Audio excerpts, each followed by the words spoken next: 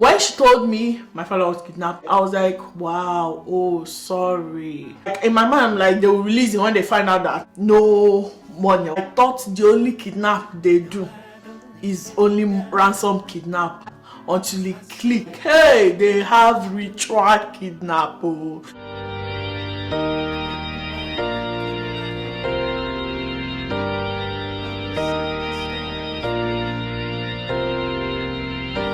Wanna blow up in the limelight, think about what my life would then be like. Go to LA, I'm back all in one night, trying to catch a flight, I'm just working for that jet life. Hi guys, welcome back to my channel. If this is your first time seeing this face, hi, my name is Chisom and I'm a YouTuber based in Halifax, Nova Scotia, Canada. And if you're a returning subscriber, hi, welcome back to our channel. Come in and have a seat. It's going to be another story time. I don't know why this story time is a sad story time and I'm all like excited about it. Something is wrong with me. So from the title of this video, you already know like it is a serious story time. And yeah, it was very traumatic. It was a very traumatic time in my life, and just recalling it is just it's not nice. It's not a nice feeling. My last video, I told you guys, watch to the end of this video, you should leave a love eye emoji and you might stand a chance to get a shout out from me. This shout out is not going to be every video, definitely not going to be every week. It's just going to be as the spirit leads. So yeah, as usual, for now I'm going to be giving shout out to just YouTubers for now until just move forward. So the first person I'm going to give a shout out to is Twinkle or Rujuba. I'm going to put her link in the description box. The second person is Cat Eye. She's a YouTuber based in Nigeria. You guys should check her out. She has lots of interesting content and she's one of the people I watch on here. The third person I want to give a shout out to is Marilyn A. She comments constantly on my posts, she doesn't miss it, and she's also a new YouTuber. She has loads of interesting content on her page. You guys should just go and check it out and you guys will not be disappointed. Yeah, I've come to the end of today's shout out and let's get into the story time. My story times are always like get ready with me, but because of how serious this story is, I just decided to do my makeup and come here to tell the story so that I will not have any form of distraction.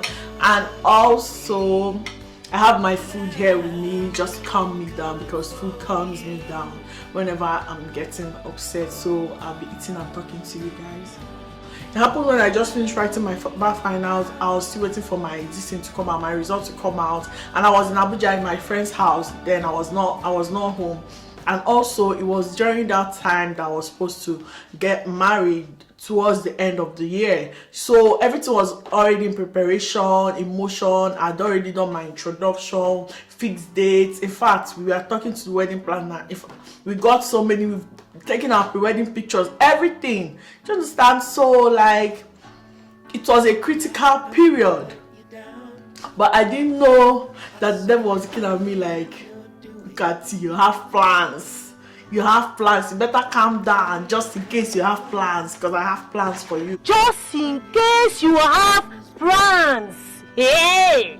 And then I had that period, I had a feeling that something was going to go terribly wrong. In fact, from April, I still having that feeling. Even before, I thought it was just, I was scared I was going to fail my bar finals, all those things. So I was always praying. All the scenarios I imagined of things would go wrong. I imagined that I would fail my bar finals, and during my wedding, people will be calling me barrister and I'll be pretending and laughing like this, knowing fully well that no way.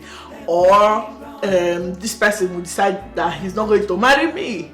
Do you understand? Those were the worst case scenario. We live in Abia State, about to be precise, and it is literally the kidnap capital of Nigeria. They kidnap a lot of people there, and even when it was at all-time high, we didn't leave, and I didn't even have any stress or worried about being kidnapped, because I knew we are not their target audience. Like, kidnappers have a target audience in Aba and we are not it, because they do their research before they kidnap you, and they will know that even counterfeit money will not come out from kidnapping me.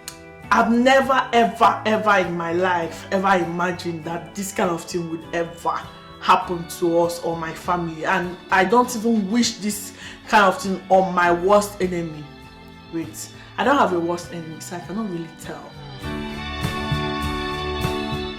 So that day my dad went to work. According to what he told me, I was not home. My dad went to work, so he went to his friend. I mean, the person that gave it, the person he was supposed to do the work for, it was not necessarily his friend. So after the whole thing, he came back home now, but it was still early. He said to chill with his friend and just hang out and have like a drink or two. So that was where they were, and it happened. They were drinking, even bought drinks for the people that did the art, bought them drinks. They were just chilling, just understand, everybody was just chilling and having fun. And immediately it was time to go, they stood up and the boys stood up with them. And you know, my father wanted to enter the car because it was his friends, it was the guy, the man's car, the other man's car. So he opened the door, wanted to get into the car, and that's how everywhere, everybody, the boys started shooting up and all of that. So the man ran and they shot him. You know, he wanted to run and they shot him. And okay, they were focused on the man and not my father at that point. But my father, being like, he just wanted to remain calm, he just entered the car and just stayed there. So when they shot the man, people started gathering. That's how they entered the car with my dad in the car and took him along. Do you understand? And took him with him. And took him with them. Like, if we did not get this one, you are inside this car, we have seen an opportunity to get you. So that was how it happened. And I didn't know till like 2 days after, because I was just silly. I just gotten my pictures, my pre-wedding pictures, and I sent it to my mother. I was like, oh, send it to show it to daddy, what does he think, I sent my mother the picture. I'm like, the next day I'm like, have you shown daddy? She said no, not yet. When he comes back this evening, I'll show him. The next day, have you shown daddy? Oh no, you know how he is now, I don't want to show him. But I did know that he was not even at home. How is he? He's in kidnappers den, chilling there. He was not at home. I didn't know that my mommy was going through this alone, that she didn't want to tell me. I was doing my makeup master class then, so I went to where I was doing makeup. I can remember vividly, I was practicing makeup on someone and I got the call. So I picked up the call from my mom. I was like, have you finally shown him? What did he say? And my mother was like, she wants to tell me something. Am I busy? I'm like, I'm never too busy for my mother. So I was like, no, I'm not busy. So that's when she told me that my father was kidnapped. When she told me my father was kidnapped, my father was taken, I did not react immediately. I was like, wow, oh, sorry. I didn't feel the impact immediately, and I'm just being totally honest with you guys. So finished talking, I hung up, I continued the makeup. Like, in my mind, I'm like, they will release it when they find out that no money, or when they find out that it was a mistake, they took the wrong person, they will release him. That was what was in my head, because then in my head I thought the only kidnap they do is only ransom kidnap. I didn't know, my common sense was looking at me like, she's a foolish woman. A foolish man. Until it clicked. When it clicked, all the sarcasm disappeared from my head. I'm like, hey, they have ritual kidnap. Oh. They have ritual kidnap. Perhaps when he was drinking with those guys, they were looking at him like, this is a look gooding guy. I want look gooding guys. So they met him like, I will harvest your organ. I want to harvest you. Immediately it dawned on me. I picked up the phone and I called back my mommy. And I started crying. I was like, have they contacted you? And she said yes. And they are asking for 17 million naira. Immediately I heard it, I fell down. I started rolling on the floor. Because like, where is it going to come from? I've never seen 1 million naira in bulk in my life before. Not to talk of 17. I was like, huh? Hey, in my mind, I'd already started writing my tributes. I'm sorry, Daddy, but you know now. I'd already started, like, it was, my mom, like, this is the end, you know. God, I started hyperventilating. I took Uber immediately and I went home. I just started crying because I was so devastated. I was hopeless. All hope was lost. Like 17, where? Even if we sell ourselves into slavery, we'll still not get the 17. So that was how much they were asking for. So my mother told me that when they told her, oh, 17, that she said, okay, will you take 400,000? And they were like, you're not serious, and hung up, and they don't call her back for a long time. So I started trying my father's phone number because I couldn't believe it, and somebody picked. When the person picked, I was saying, hello, daddy, has to kidnap Paula, The person didn't say anything. The person just hung up immediately. So I started sending lots and lots of text messages, begging, crying. You have the wrong man. Sorry, I keep looking at the viewfinder just because I'm literally looking so beautiful today. Like, you can't tell me nothing. Just release him. Just accept your mistake and release him. I just kept on. In a day, I'll send like 50 messages. I didn't care. Like, I didn't care. And it was so bad that if they want to torture my father, and they usually call my mother in the middle of the night. If they want to torture my father, they will call my mother and they will start beating him, hitting him. My father will be shouting, crying, and you'll be like, you want him to die? He will die. If you're not going to send him the money, he will die. If you hey, my mother, my oh God. Whew.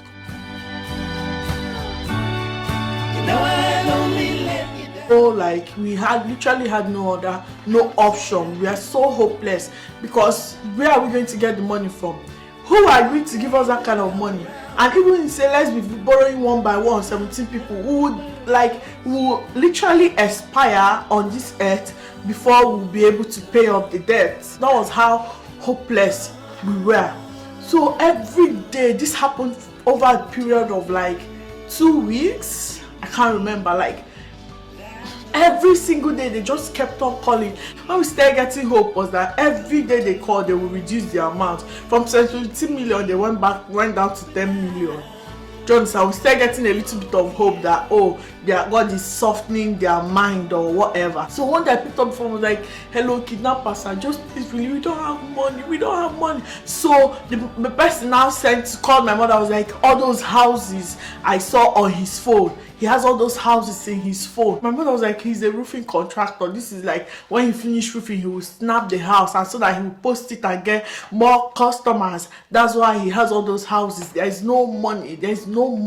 And our only hope was the police. You know you're in trouble when your only hope in Nigeria is when your only hope is Nigerian police. So our only hope was God and the police. And each day when we contact the police, they say they are doing something. I'm sure my father was there, knowing that we cannot provide, we cannot do it. Just we are unable to do it. I'm sure my father was there, waiting for the police to show up, like,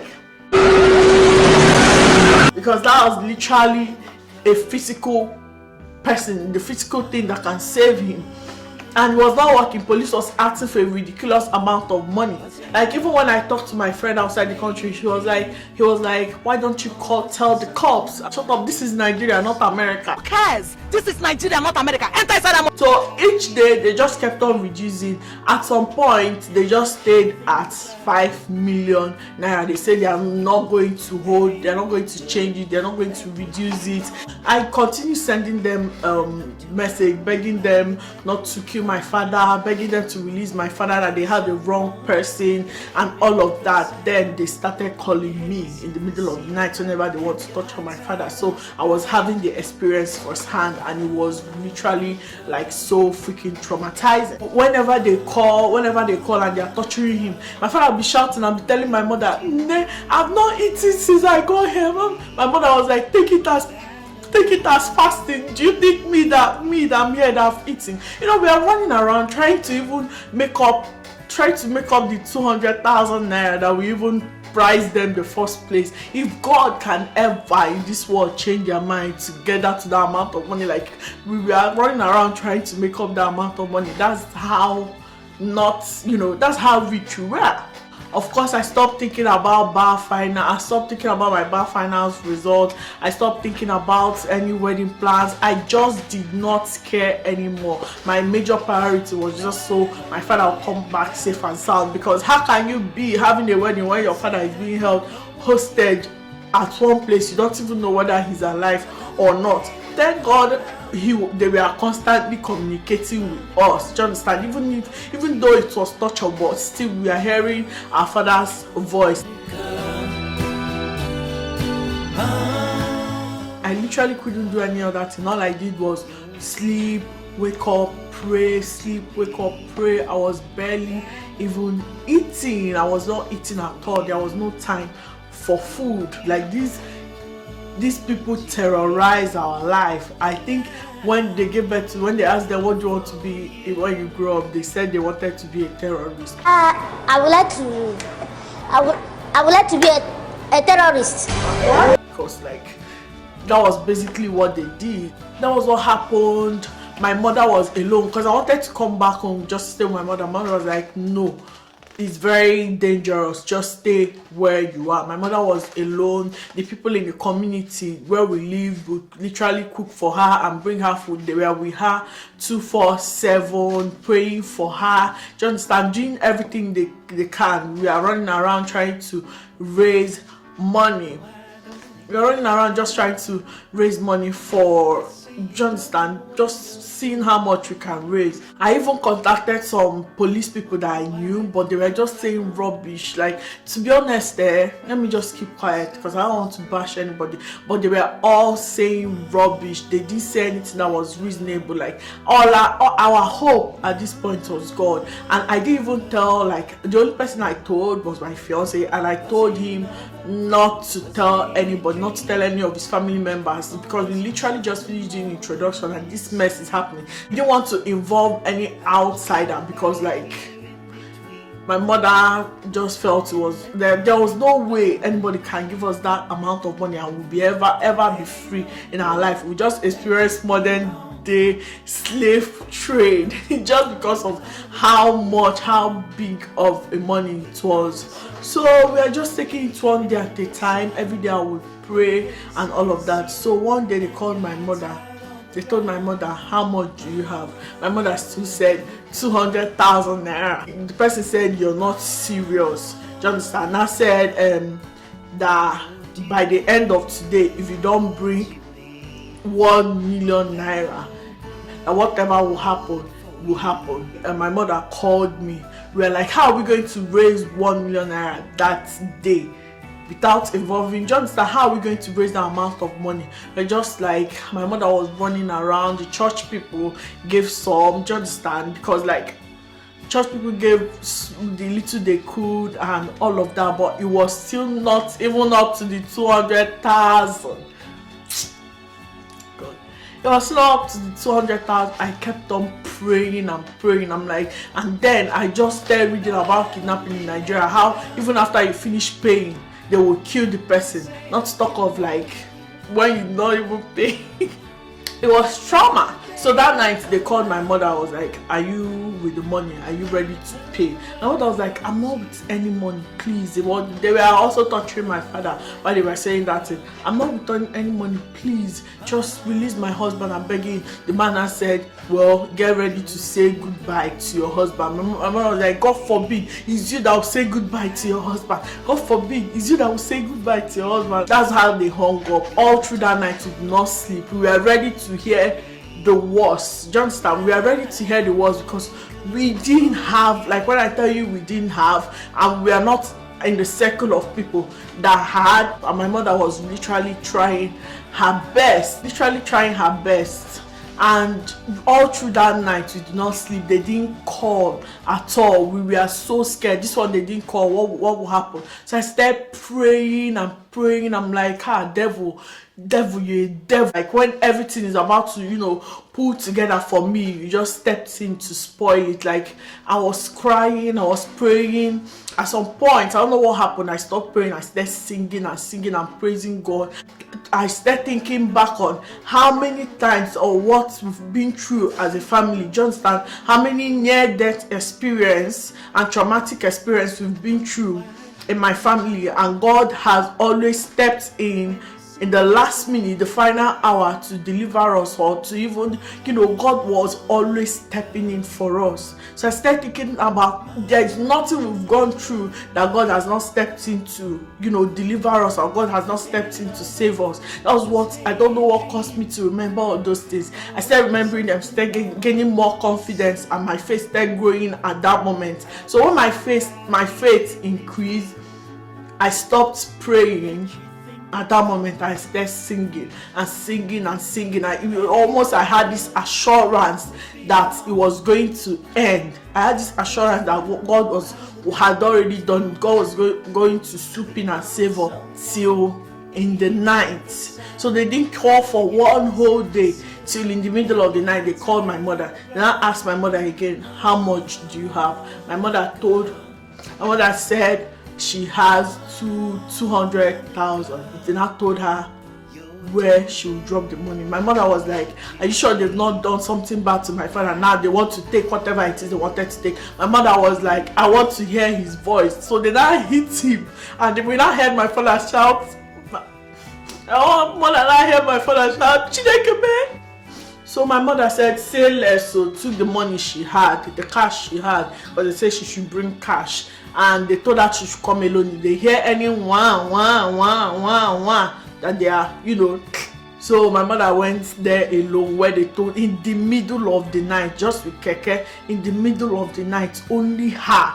God, my mother. In the middle of the night, only her just went there, dropped it, and, you know, left.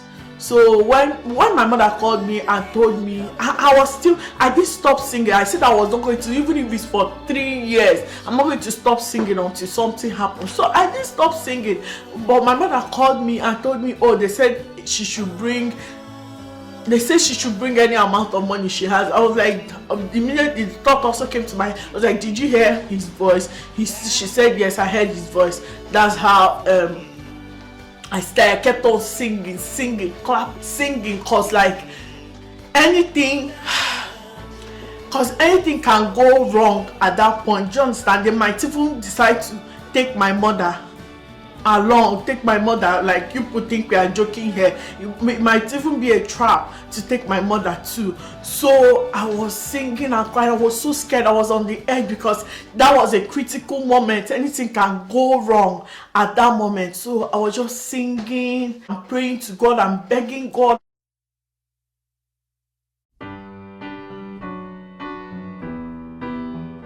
I was just trying my best to vision my father at home, just chilling and all of that. So I was singing, I just kept on singing. It was for hours, like for 3 hours. Then later my mother called me and told me she's back from the place. I was like, one down, thank God. I stopped singing, cause I was tired, I just passed out. I was just lying down there, like I was tired. I didn't have the strength to worry. I didn't have the strength to pray. I didn't have the strength to sing. I didn't have the strength to think. I didn't have the strength to be hungry, to be sad. I was just passed out, man. Because at this point, like, anything can just go wrong. And that's how, like, I'm sure when I passed out, the devil was just dancing like this.